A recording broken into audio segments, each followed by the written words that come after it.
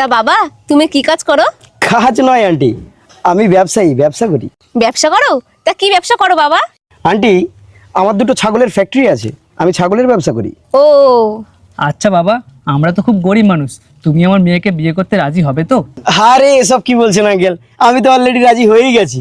আপনার এত সুন্দরী মেয়ে, রাজি না হয়ে থাকতে পারি? আচ্ছা ঠিক আছে, এক কাজ করুন তো, আপনার যেহেতু গরিব, আমার কোনো যৌতুক লাগবে না। বাহ বাবা, তুমি খুব ভালো ছিলে। তা বলছি বাবা, তোমার যদি আমার মেয়েকে কিছু জিজ্ঞাসা করার থাকে তাহলে তুমি জিজ্ঞাসা করতে পারো। না না আন্টি, তেমন কিছু প্রশ্ন নেই আমার, তবে ছোট্ট একটা প্রশ্ন আছে। তুমি করেই বলছি আপনার মেয়েকে, বলছি তুমি কি কাজ করো? কি আর করব, ওই লোকের বাড়িতে থালা বাসন মাজি। কেন তোমাদের বাড়িতে থালা বাসন নেই? তুমি লোকের বাড়িতে গিয়ে থালা বাসন মাজো?